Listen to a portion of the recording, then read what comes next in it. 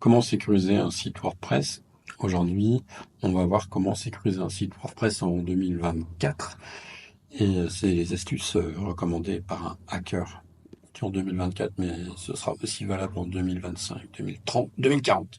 En fait, si je te fais une réponse rapide, c'est hyper pressé. Si tu veux sécuriser ton site à 95%, tu utilises un mot de passe fort et tu mets à jour tes plugins, tes thèmes et ton WordPress. Voilà, là déjà, rien qu'en faisant ça, tu élimines 95% des problèmes. Quand je dis un mot de passe fort, eh ben, c'est un mot de passe que tu fais générer par WordPress. Tu sais, c'est un mot de passe automatique avec, on va dire, une quinzaine de chiffres, de lettres, de symboles. Et tu utilises évidemment un gestionnaire de mots de passe. Ça veut dire que, en fait, tu as un mot de passe par site.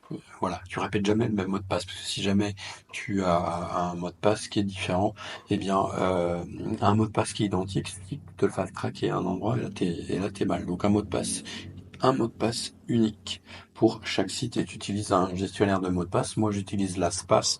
Par exemple, c'est pas tellement recommandé d'utiliser les gestionnaires de mots de passe qui sont intégrés au navigateur, tels que Chrome. Il vaut mieux un qui est indépendant du système.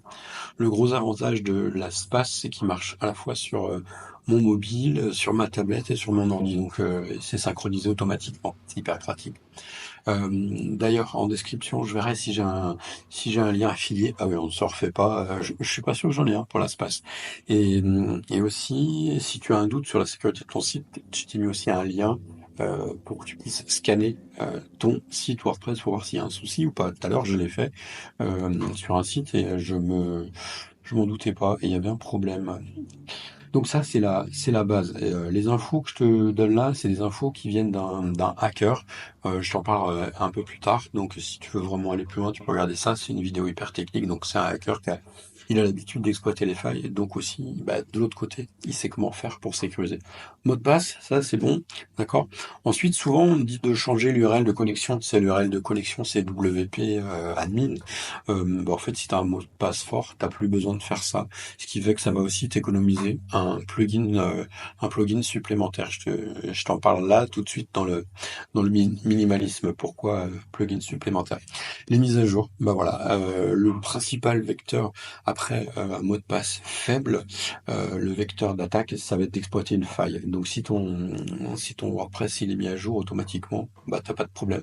Moi j'utilise Main WP pour gérer tous mes sites et ils sont mis automatiquement dès qu'il y a automatiquement à jour, dès qu'il y a des mises à jour, les thèmes, les plugins, etc. Et en général, ça se passe bien, quoi. C'est assez rare qu'il y ait un problème. Si jamais il y en a un, tu peux toujours revenir en arrière. Donc voilà, ça c'est la base, mot de passe, mise à jour. Ok, après on va aller un peu plus loin. Minimalisme, bah ça veut dire plus tu as de plugins différents, de thèmes différents, plus tu as une surface, plus tu as une surface d'attaque qui est large. Et ben là, plus tu vas le diminuer, et moins tu as une surface d'attaque large, c'est-à-dire tu donnes moins de portes d'entrée à des pirates. Donc le minimum d'extension, évidemment, interdiction d'utiliser des expansions craquées, nulles et compagnie, parce que sinon là tu joues avec le feu dans les extensions craquées, c'est là où il y a les chevaux de Troie, etc., des malwares. Plugin, alors ça va être très simple, on va utiliser un seul plugin qui s'appelle WordFence. WordFence, la version gratuite.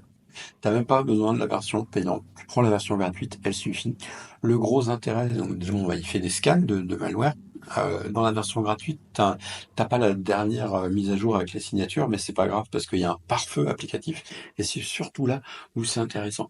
Le pare-feu applicatif, eh ben, s'il détecte des comportements qui sont un peu bizarres, il va bloquer l'attaque. Donc même si elle n'est pas encore dans la base de données, ça te protège.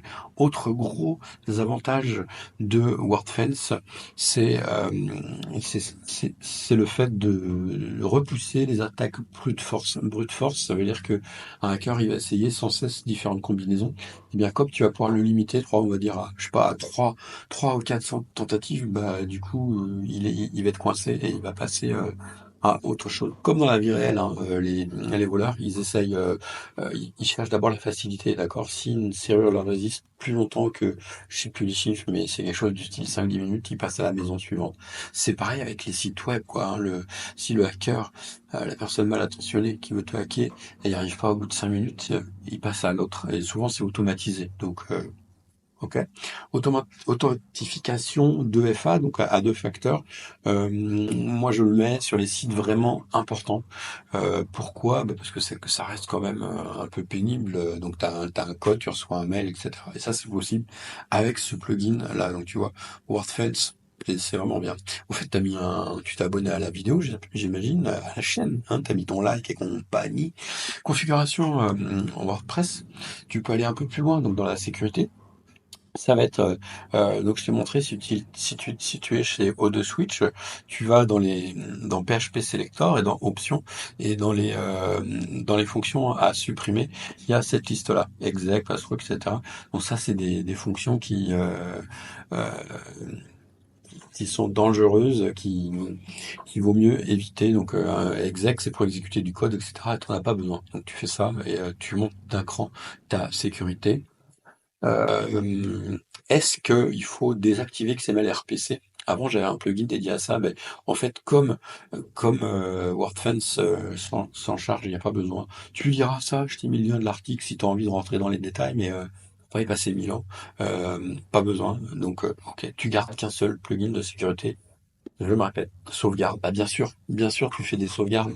Tu fais des sauvegardes. Tu peux utiliser alors j'ai oublié le nom du. Il y a un plugin de sauvegarde automatique et gratuit. Tu utilises ça.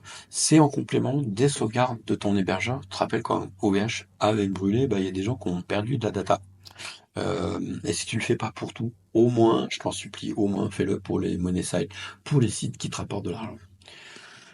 Ensuite, isolation des sites. Tu sais que si t'es sur Cloud, sur O2 Switch, tu peux héberger autant de sites que tu veux. Et moi, bah au début, j'étais tout fou, donc j'en ai mis plein, jusqu'à ce que j'apprenne que si un pirate euh, attaque ton site et réussit, ben, il peut remonter dans le répertoire, il va attaquer tous les autres sites. Donc là, c'est le bazar. Pour les isoler, il y a ce qu'on appelle des lunes. Des lunes, c'est quelque chose que tu dois activer chez O2 Switch pour limiter la casse. Je crois que tu as 5 lunes. Donc tu vas regrouper tes sites en fonction de leur importance. J'utilise aussi Planet Hoster. Je t'ai mis aussi un lien là vers un test que j'ai fait. Planet Hoster, ça, il y a une isolation pour chaque site, c'est un peu plus coûteux, mais pour les sites qui te rapportent de l'argent, bah autant prendre plus de précautions. Donc voilà, tu isoles les sites pour que quand il y en a un qui est attaqué, piraté, que ça contamine pas le reste. Sécurisation des serveurs, on va pas rentrer dans le détail, mais parce que c'est plus un usage avancé. Sache qu'il y a des choses à faire si tu es un serveur avancé. Bon, ce qu'il faut pas faire, bah, c'est l'inverse de ce qu'on vient de dire, installer des thèmes craqués ou des plugins craqués, donc ou nul HUD. Faut pas faire ça, pas de mot de passe faible et pas de mot de passe identique.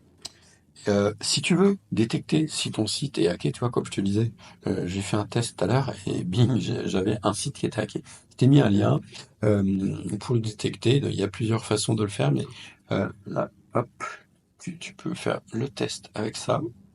Ah, il marche pas. Ben, je vais corriger après.